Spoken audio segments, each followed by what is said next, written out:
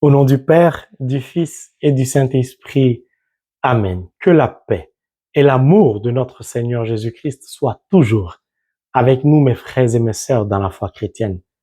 34e jour de notre marche, de notre pèlerinage au tabernacle ou au Saint-Sacrement en raison d'1 heure par jour.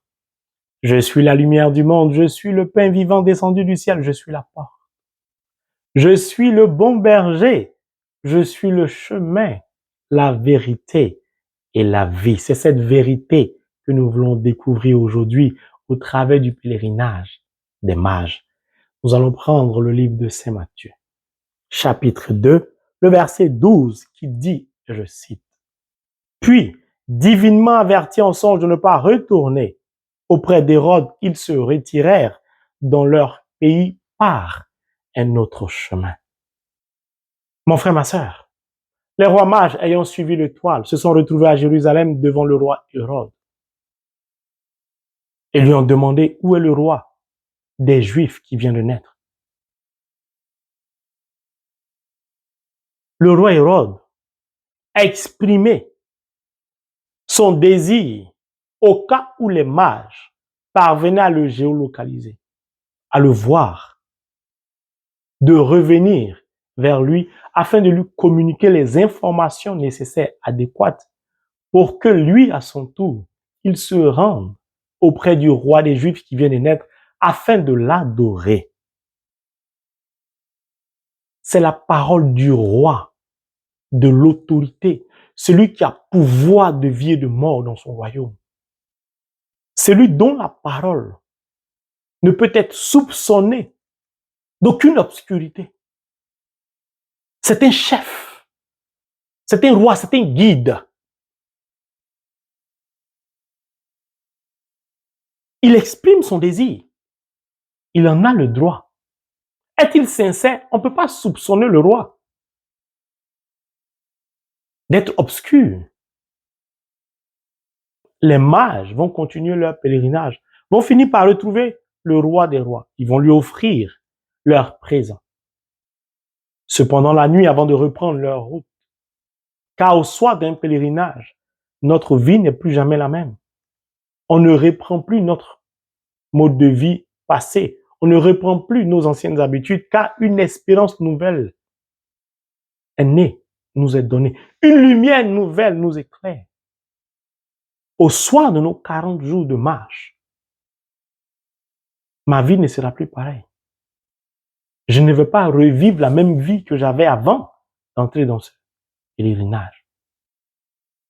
Endormis, les mages vont recevoir une parole divine, celle de ne pas retourner auprès d'Hérode. Ils sont donc confrontés à leur réveil à 2 paroles.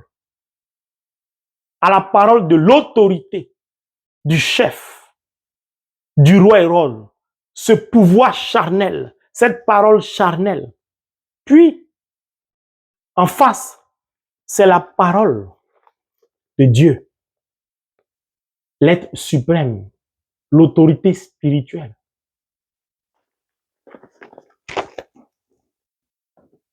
Le désir du roi semble noble. La parole de Dieu semble ne pas aller dans le sens du roi Hérode. Que vont faire les mages? Chrétien baptisé que je suis, confronté à la parole de la chair, d'une autorité, d'un pouvoir, de mon mari, de mon papa, de ma maman, du président de la République, du ministre et j'en passe. Quelle est mon attitude?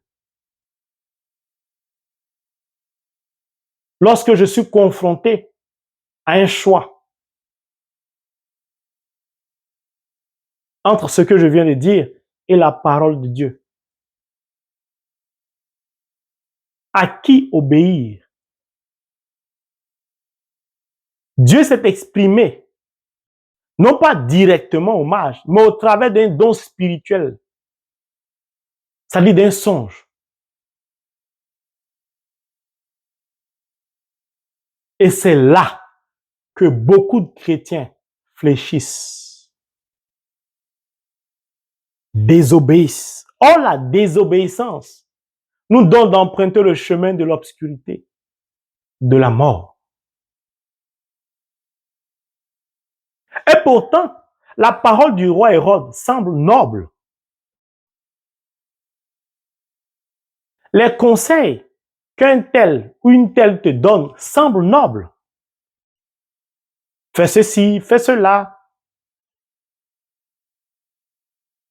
Et Dieu aussi te parle, soit au travers d'un don spirituel en songe, soit lors d'une croisade d'évangélisation, tu reçois une parole de connaissance. Ou Dieu suscite quelqu'un, le frère Ange-Marie, ou une servante de Dieu, ou un prêtre, ou peu importe, un instrument entre ses mains pour te parler. Confronté à ces deux paroles, quel est le choix que tu opères? Suivre Dieu ou suivre la chair? Les mages n'ont pas hésité. Ils n'ont pas soupçonné le roi, mais ils ne l'ont pas écouté. Pourquoi? Parce que dès le départ de leur pèlerinage, ils étaient mentalement préparés à tout, puis ils avaient orienté leur regard sur un seul objectif, le roi des Juifs qui vient de naître. Ils savaient, dès le point de départ de leur pèlerinage, que ce roi des rois est le Seigneur des seigneurs, c'est-à-dire est un roi divin. Son pouvoir est donc supérieur au pouvoir charnel d'un roi de la terre. C'est pourquoi je dis souvent, ne tombe pas dans la vie spirituelle au hasard. Tout part au point A. Leur détermination va se poursuivre après avoir rencontré le roi des rois. Ils vont décider, sans réflexion aucune, avec un discernement certain, d'écouter la parole de Dieu, the word of God, et de ne pas retourner voir Hérode. Ça s'appelle l'obéissance. C'est ce qu'Abraham a fait. Un chrétien qui n'obéit pas à la parole de Dieu est perdu.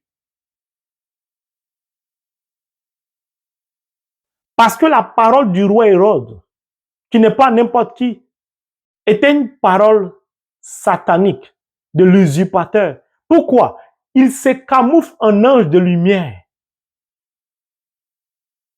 Il a fait croire qu'il voulait adorer le roi des rois. Ça semblait beau, ça semblait gentil, ça semblait humble de sa part. Comme toutes ces personnes qui te parlent, que tu es tenté d'écouter, de suivre, au détriment de la parole de Dieu, qui, elle, ne semble pas belle, alléchante, comme la parole de l'autorité charnelle, des membres de ta famille ou de tes connaissances. Mais cette parole, elle est la source de la vie. Elle vient d'en haut. Ils ont décidé d'emprunter un autre chemin pour retourner chez eux, d'obéir à Dieu. Parce qu'ils savent que la vérité émane de Dieu. Il dit, je suis le chemin, la vérité, donc la lumière. Qui les a conduits? C'est le chemin, c'est la lumière, l'étoile brillante du matin jusqu'au roi. Ils étaient donc dans une logique surnaturelle et ils ont poursuivi leur logique. Ils ne se sont pas laissés influencer par les quelconques vérités du monde ou de la chair. Ils ont suivi la parole. Ils ont écouté, ils ont accueilli, ils ont suivi. La même lumière, la même étoile. Pour retourner chez eux.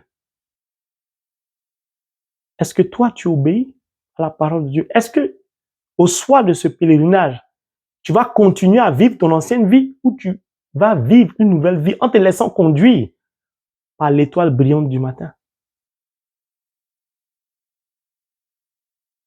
Tu tiens compte de tout ce qui semble être beau, de tout ce qui semble être sage comme parole qu'on te dit pour décider de ce que tu dois faire dans ta vie de chrétien ou c'est Dieu que tu suis.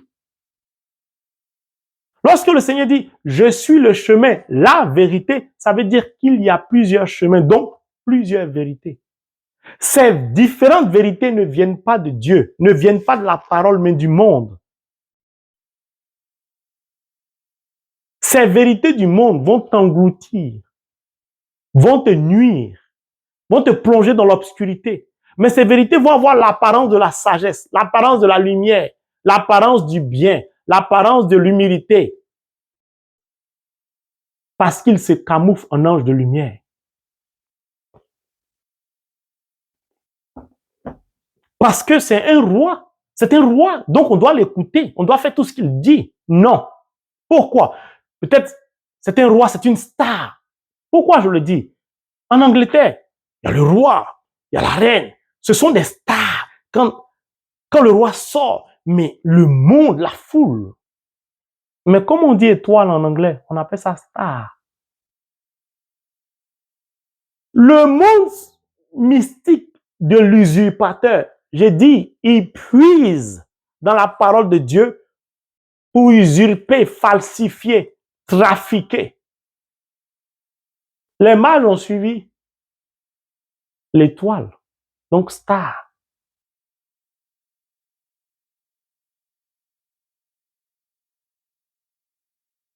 Comment on appelle les célébrités? Parfois, on dit que ce sont les stars, non? Allez-y sur le compte Twitter d'une célébrité, d'une star. Vous allez voir 1 million, 100 millions, 150 millions, 200 millions de followers, c'est-à-dire de suiveurs. Voici des êtres humains qui suivent des stars charnelles et non des stars comme le roi des Juifs. C'est un usurpateur. Qu'on les appelle les followers. Ils les suivaient, ils suivent. Si tel ça a porté, si tel, je sais pas, star a porté un t-shirt, une robe, à la minute près, le magasin est vide. Parce que les followers ont débarqué, ont passé des commandes en ligne. Le chemin pour suivre ces stars s'appelle Internet. Compte Twitter et j'en passe. Est-ce que la parole de Dieu c'est Internet? Non. Il dit, je suis le chemin. Le verbe est le chemin. Voici le chemin. L'autre chemin des stars du roi Hérode, c'est Internet. Tu passes par ce chemin, tu peux suivre les stars. Ces stars-là ne te mèneront nulle part. Ces stars-là ne pourront jamais te sauver la vie. Et tu ne juges que par ces stars. Tu copies la vie de ces stars. Tu veux les imiter. Le Christ ne nous demande pas de l'imiter.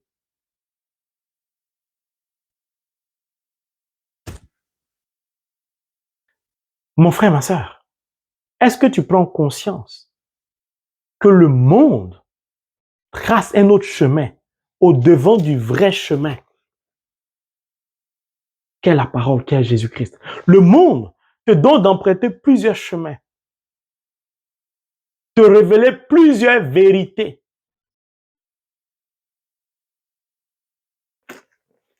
Pourquoi? Parce que la Bible dit que le roi s'est aperçu que les mages ne sont pas revenus. En colère, il a décidé de faire massacrer, tuer, d'assassiner tous les nouveau-nés de moins de 2 ans. C'est un satanique, un pervers narcissique, c'est un criminel, il est sadique. Ces enfants-là, qu'ont-ils fait? Dans l'incapacité de trouver le roi des Juifs qui venait de naître, il a mis en pratique ce qu'il pensait. Donc sa vraie nature est sortie. Ces paroles qui semblait belle venait de l'obscurité. Il a fait massacrer tous ces nouveau-nés. Voilà. L'étoile brillante du matin a permis aux pensées du roi Hérode d'être placées, présentées à l'humanité comme obscures.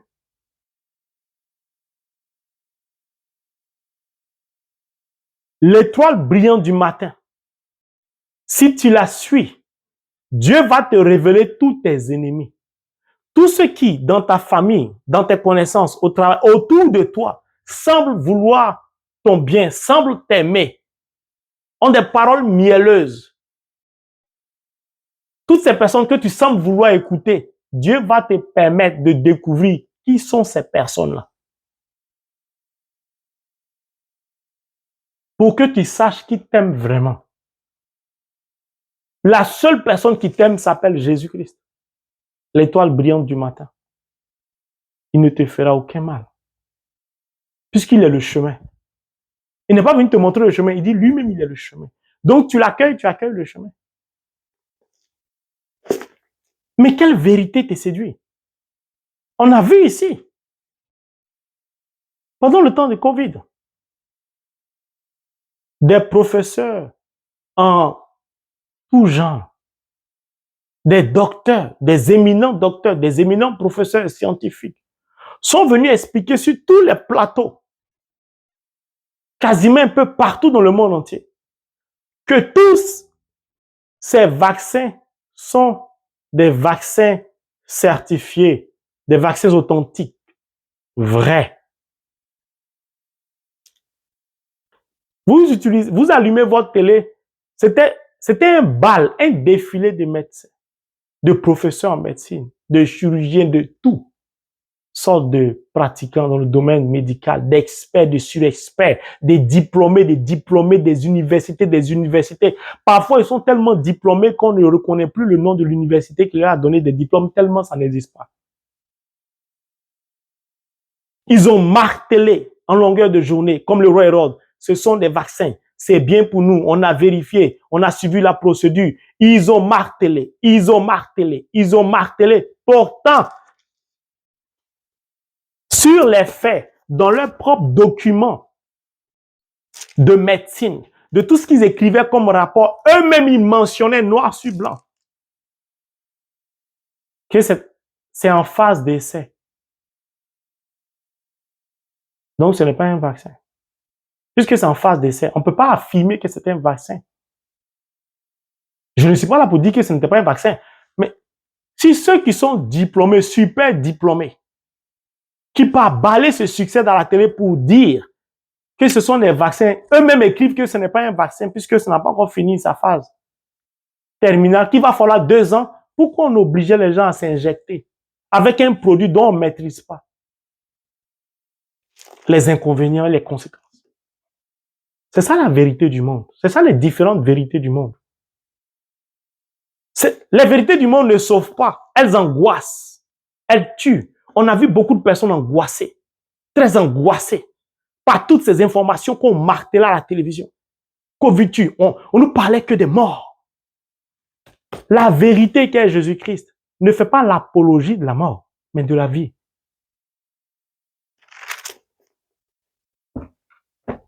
C'est ça le monde dans lequel nous vivons. C'est-à-dire, on peut vous regarder droit dans vos yeux et vous dire qu'il fait nuit alors qu'il est midi, le soleil brille. Et on va choisir des gens comme le roi Hérode, des gens qui ont un pouvoir dont les compétences ne souffrent d'aucune contestation. Ceux-là, quand ils s'expriment, leurs paroles, au regard de leur bout de carton qu'on appelle un diplôme, semblent avoir plus de valeur que la parole de Dieu. Et on va vous marteler ça, parce que scientifiquement, sociologiquement, ils ont étudié. À force de marteler, tu finis par ingurgiter, accepter. Ça vient d'où? Dieu a dit quoi à Josué? Tu finis, recommence. On dit la répétition est pédagogique. Ça finit par convaincre des personnes.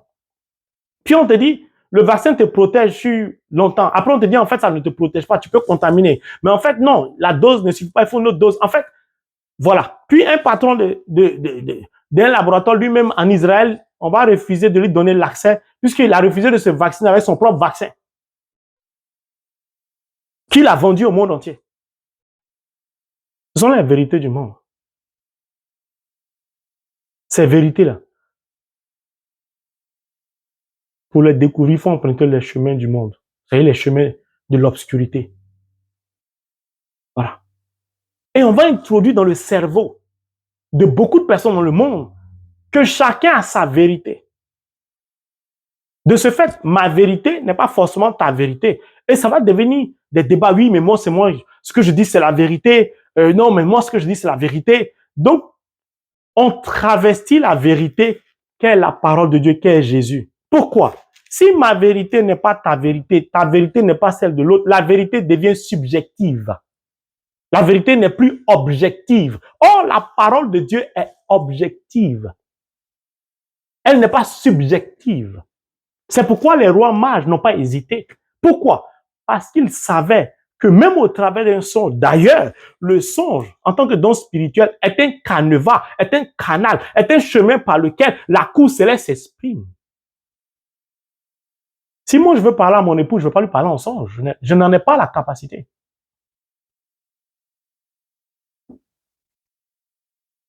Si je veux communiquer avec ma soeur, maman Marie-Jo, je prends mon téléphone, je l'appelle. Mais ce n'est pas en songe que je vais lui parler. Je n'en ai pas la capacité.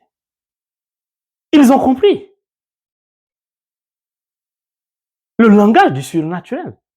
Autant je rappelle que les mages n'étaient pas chrétiens. Et nous sommes chrétiens, on lit la parole de Dieu. Et Dieu nous parle au travers d'un songe, d'une révélation. Il conduit un serviteur, une servante, et on ne l'écoute pas. On veut écouter les vérités du monde, de la chair. Mais, regardez aujourd'hui. Beaucoup de nations, de pays sont en train d'acheter de l'or, d'accumuler de l'or. Le coût de l'or est en train d'exploser. Pourquoi? Parce qu'ils savent ce qui se passe dans le monde. Les billets des banques n'ont aucune valeur. Les billets des banques n'ont aucune valeur. C'est du papier. C'est pourquoi les mages n'ont pas donné des liasses de billets. Ça n'a aucune valeur. Les billets des banques n'ont de valeur que lorsqu'ils sont adossés à une matière, c'est-à-dire de l'or par exemple. C'est l'or qui donne de la valeur aux billets de banque, qu'on appelle la réserve. Bon, c'est pas un coup d'économie. Donc, un pays qui ne détient pas sa monnaie, qui n'est pas capable d'avoir sa propre monnaie, est dans l'obscurité, va emprunter les chemins du monde et suivre les chemins du monde, va ingurgiter, avaler et vivre en fonction des vérités du monde. Mais un pays qui détient sa monnaie, le bout de papier, c'est-à-dire un chrétien qui détient, voici la monnaie du chrétien. Cette monnaie-là n'a pas besoin d'être adossée à l'or. C'est l'or même qui est là. L'or et l'argent AG2 appartiennent à qui? Dieu. Qui est Dieu? Le Verbe qui s'est fait chair. Il est la source, il est lui-même le fond. Tout ça, c'est tout, l'or. Les autres, ils cherchent pour mettre en réserve. Nous, on a tout ça. Voici notre vérité. La vérité, c'est la lumière. Mais ils vont te dire que tu es indépendant. Tu n'as même pas de monnaie. Puis, ce sont des vérités qui font froid dans le dos tellement c'est du mensonge. Le père du mensonge, c'est le diable. Ils vont te dire, toi, là, tu es indépendant parce que tu as une monnaie. Et vous prenez un pays de l'Afrique de l'Ouest qui utilise le franc CFA. Ce même Africain qui vit, par exemple, au Mali, veut se rendre en Centrafrique ou au Congo, Kinshasa. Veut aller voir ses frères africains. Arrivé au Congo, ne peut pas utiliser son franc CFA. Est obligé de convertir son franc CFA de l'Afrique de l'Ouest en franc CFA de l'Afrique centrale. Pourtant, on appelle ces deux monnaies franc CFA. Ça veut dire que ce billet-là, c'est le symbole du mensonge. Donc, de la domination du diable. Le diable, il cherche à faire quoi? À nous diviser, à nous rendre esclaves. Donc, le bout de papier que vous appelez CFA divise des peuples qui sont identiques africains, mais qui sont différents au regard d'un bout de papier. C'est la parole du diable. C'est un instrument géopolitique. À partir de ça, je peux te détruire. Pourquoi? Parce que c'est moi qui fabrique ta monnaie. Je prends 10 euros au Luxembourg. Je me rends en Allemagne voir ma soeur Marie-Madeleine. Je peux utiliser les 10 euros là-bas. Je n'ai pas de problème à dépenser ça. Ça passe. C'est l'euro, hein? C'est leur monnaie. Quelle est la vérité dans tout ça? Il n'y a pas de vérité. C'est tout. Regardez les JO. Ça s'appelle du mensonge. Tu imites la scène et puis tu dis ce n'est pas ça. C'est-à-dire que tout le monde a vu que le soleil sortait à midi. Toi, tu dis non, c'est la lune, c'est pas le soleil. C'est ça le monde dans lequel nous vivons. Le diable veut diviser les gens à partir du billet de banque. Ma monnaie, c'est l'euro, ma monnaie est supérieure à ta monnaie. Un bout de papier est supérieur à un autre bout de papier. Expliquez-moi ça. N'importe quel bout de papier n'a pas de valeur. Ce qui fait la valeur d'un billet de banque, c'est l'or.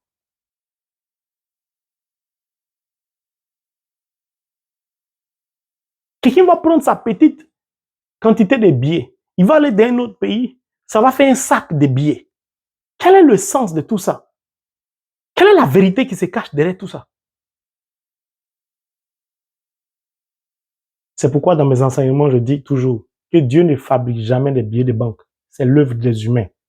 Jérémie a dit quoi? Le cœur de l'homme est mauvais. Donc les humains, ce qu'ils fabriquent a une double face, la lumière et l'obscurité. Mon frère, ma soeur, la vraie vérité, l'unique vérité, c'est Jésus-Christ de Nazareth.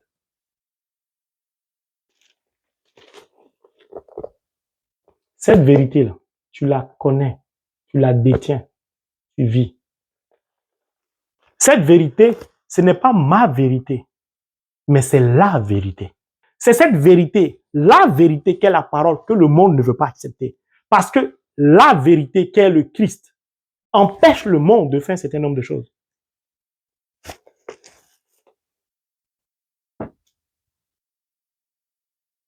Qui veux-tu suivre? Pour ma part, j'ai choisi la vérité, qu'est Jésus-Christ de Nazareth. Et j'ai décidé de vivre dans la vérité, qu'est Jésus-Christ de Nazareth. Pour découvrir cette vérité, il faut d'abord emprunter le chemin qu'est Jésus-Christ. C'est pourquoi il a dit, je suis le chemin. C'est en empruntant le chemin que tu découvres la vérité. Et cette vérité te conduira à la vie, qui sera l'enseignement prochain. Au nom de Jésus. Amen.